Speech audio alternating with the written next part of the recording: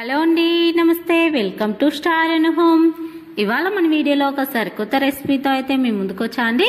ముందుగా మన వీడియోకి అయితే ఒక లైక్ అయితే ఇవ్వండి ఫ్రెండ్స్. అందరూ చూస్తున్నారు కానీ ఎవరు కూడా లైక్ చేయడం లేదండి. ఇక్కడ మనం మరిగే నీటిలో అయితే బెండకాయలు వేసి ఈ రెసిపీని అయితే చేసి చూపిస్తానండి. చాలా అంటే చాలా టేస్టీగా ఉంటుందండి. ఈ పద్ధతిలో కనుక ఒకసారి అయితే మీరు కూడా ట్రై చేసి మీకు ఎలా వచ్చిందో కూడా కామెంట్స్ లో అయితే తెలియచేయండి. ఇప్పుడు వీడియోలోకి అయితే వెళ్ళిపోదాం. ముందుగా ఒక బౌల్ని అయితే తీసుకోవాలి. అందులో 1 లీటర్ దాకా మామూలుగా వాటర్ని అయితే తీసుకోవాలి. బాగా మరుగుతున్నప్పుడు నేను ఇక్కడ 1/2 కిలో వరకు అయితే బెండకాయలను అయితే మంచి ఫ్రెష్గా ఉన్న బెండకాయలను అయితే తీసుకున్నానండి.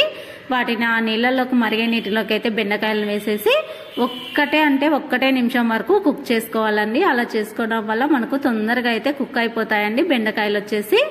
చూడండి, మనం మామూలుగా కట్ చేయం కాబట్టి మనకైతే ఎటువంటి జిగురు కూడా రాదండి. బెండకాయలు అయితే చాలా తొందరగా అయితే కుక్ అయిపోతాయండి. అదేవిధంగా ఆ లాస్ట్ ఈ లాస్ట్ కొనలు కట్ చేసినట్లయితే మనకైతే జిగురు అయితే వస్తాయండి నీళ్ళల్లో వేసినట్లయితే. కాబట్టి మనమైతే కొనలు అయితే అస్సలు కట్ చేసి వేయకూడదండి. ఇలా డైరెక్ట్ గానే వేయాలి. ఇలా వేసి ఒక్క నిమిషం పాటు వేడివేడి నీళ్ళల్లో 1 నిమిషం పాటు ఉడికించుకున్న బెండకాయలను అయితే ఒక ఒట్టి క్లాత్ మీద అయితే వేసేసి నీట్గా వాటిని అయితే తుడిచేసేయాలండి. ముందుగా నీట్గా అంతా పొడిగా అయ్యేటట్లుగా అయితే బెండకాయలని తుడిచిన తర్వాత ఆ లాస్ట్ ఈ లాస్ట్ కొనలైతే మనం కట్ చేసుకోవాలండి. ఇలా ముందుగా కట్ చేసి ఒక ప్లేట్లకు అయితే వేసుకొని పక్కనైతే ఉంచుకోవాలి. ఇప్పుడు మనం కట్ చేసుకున్న బెండకాయ ముక్కల్లో అయితే 1 టేబుల్ స్పూన్ దాకా శనగపిండి, మామూలుగా బెండకాయల క్వాంటిటీని బట్టి మీరైతే అడ్జస్ట్ చేసుకోవచ్చండి. శనగపిండి, అలానే సాల్ట్, కొద్దిగా పసుపు వేసుకొని ఈ బెండకాయ ముక్కలకు అయితే బాగా పట్టేటట్లుగా అయితే పట్టించాలండి. ఒకవేళ ఇందులో మీరు 1/2 లెమన్ దాకా కూడా 1/2 చెక్క నిమ్మరసాన్ని కూడా వేసుకొని మంచిగా శనగపిండి, పసుపు, ఉప్పు మంచిగా పట్టేటట్లుగా అయితే కలుపుకోవచ్చండి. ఇలా మంచిగా కలుపుకొని దీనిపైన మూత పెట్టేసి ఒక 2-3 నిమిషాలు అయితే పక్కన ఉంచుకోవాలండి. ఈలోగా మనం మిగతా ప్రాసెస్ అయితే చూసేద్దామండి. స్టవ్ ఆన్ చేసి ప్యాన్ పెట్టుకుని అందులోకి 1 టేబుల్ స్పూన్ దాకా ఆయిల్ అయితే వేసుకోవాలి. ఇలా 1 టేబుల్ స్పూన్ దాకా ఆయిల్ వేసుకున్న తర్వాత ఆయిల్ కొద్దిగా హీట్ అయిన తర్వాత ముందుగా మనం శనగపిండి, బెండకాయలను అయితే కలిపి పెట్టుకున్నాం కదండి. వాటిని అయితే ముందుగా రెడీ చేసి పెట్టుకున్న బెండకాయ ముక్కలను అయితే ఈ ఆయిల్లో వేసి అయితే 1-2 నిమిషాల పాటు మంట సిమ్లో ఉంచుకొని మంచి ఫ్లేవర్ వచ్చే వరకు అయితే వేయించుకోవాలండి. చూడండి, శనగపిండి అప్పుడే మంచి ఫ్లేవర్ అయితే వస్తుందండి. అస్సలు మాడిపోకూడదండి శనగపిండి వచ్చేసి. చూడండి, బెండకాయ మాత్రం సాఫ్ట్ గా కావాలి. మంట సిమ్లో ఉంచుకొని 1-2-3 నిమిషాలు అలా ఫ్రై చేసుకున్నట్లయితే మంచి ఫ్లేవర్ వస్తుందండి.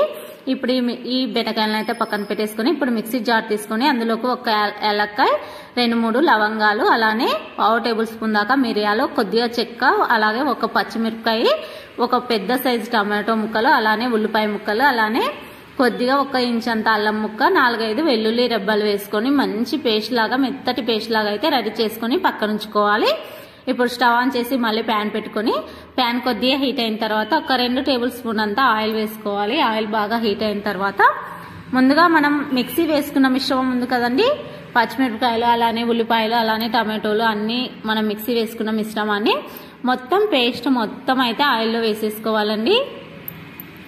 ఇలా ఆయిల్లో వేసుకున్న తర్వాత మంచిగా అయితే ఫ్రై చేసుకోవాలండి. చూడండి, మొత్తం అంతా ఒకసారి కలిసేటట్లుగా అయితే కలుపుకోవాలి. ఈ స్టేజ్ లో మీరు ఉప్పు చూసుకోవాలండి. ఉప్పు చూసుకొని 1 చిటికెడంతా పసుపు వేసుకొని, ఆల్రెడీ బెండకాయల్లో అయితే కొద్దిగా సాల్ట్ వేసుకున్నాం కదండి, ఒకసారి చూసి అయితే మీరు వేసుకోండి.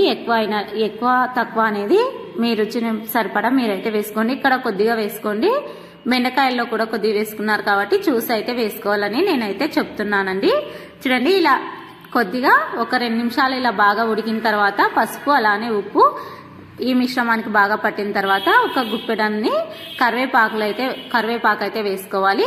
అలానే ఒకసారి కరివేపాకు అంతా కలిసేటట్లుగా కలిసిపోయిన తర్వాత ఇప్పుడు మనం 1 టేబుల్ స్పూన్ దాకా కారం వేసుకోండి. 1 పచ్చిమిరపకాయ వేసాం కాబట్టి కారం అయితే మీ రుచికి సరిపడా మీరు వేసుకోండి. ఇక్కడ నేనైతే 1 టేబుల్ స్పూన్ దాకా కారం వేసుకున్నాను. కారం పచ్చివాసన పోయే వరకు 1 నిమిషం పాటు ఫ్రై చేసుకున్నాను. ఇంకా తర్వాత మామూలుగా వాటర్ అయితే ఇంకా వేసుకోవాలండి. అప్పుడే మీకు తెలుస్తుంది కదండి ఎన్ని వాటర్ వేసుకోవాలని చెప్పేసి. కన్సిస్టెన్సీని బట్టి థిక్ కన్సిస్టెన్సీ అలానే లూజ్ కన్సిస్టెన్సీని బట్టి మీరైతే వాటర్ని అయితే పోసుకోవాలండి. ఇక్కడ నేను టీ గ్లాసులతో 2 టీ గ్లాసుల వాటర్ని అయితే పోసుకున్నానండి. ఒకసారి అంతా కలిసేటట్లుగా అయితే కలుపుకోవాలి. వాటర్ పోసుకున్న తర్వాత చూడండి, వాటర్ ఇలా పోసుకున్న తర్వాత మనం అంతా ఒకసారి కలిసేటట్లుగా కలుపుకొని మూత పెట్టేసి స్మెల్ బయటికి రానట్లుగా మంచిగా అయితే ఉడికించుకోవాలండి. 2-3 నిమిషాల పాటు ఉడికించుకోవాలి. ఈ మిశ్రమాన్ని వచ్చేసి అలా అయితే థిక్గా అయితే అవుతుందండి మనకు.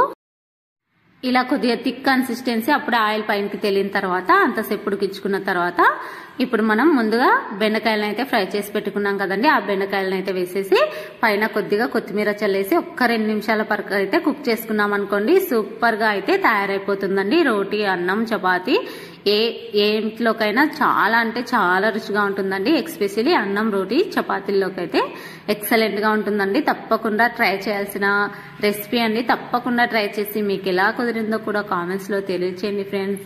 అందరూ మహిళలు చూస్తున్నారు కానీ ఎవరు కూడా మన వీడియోస్ అయితే లైక్ చేయడం లేదండి. ప్లీజ్ మీకు వీడియో నచ్చినట్లయితేనే లైక్ చేసి షేర్ చేసి ఇలాంటి కొత్త కొత్త రెసిపీస్ కోసం స్టార్ అను హోమ్ ఛానల్ అయితే సబ్స్క్రైబ్ చేసి సపోర్ట్ చేయండి. Thank you for watching friends. Super అంటే సూపర్ గా ఉంటుందండి బెండకాయ కర్రీ అయితే. ఒకసారి తప్పకుండా ఇలా ట్రై చేసి, మామూలుగా ఎప్పుడు వేపుడు అలానే చేస్తూ ఉంటారు కదండి, ఇలా చేయడానికి జిగురుగా అయితే వస్తుందని చెప్పేసి భయపడతా ఉంటారు కదండి. అలాంటి టెన్షన్ ఏమీ ఉండదండి, చాలా సూపర్ గా వస్తుంది. థ్యాంక్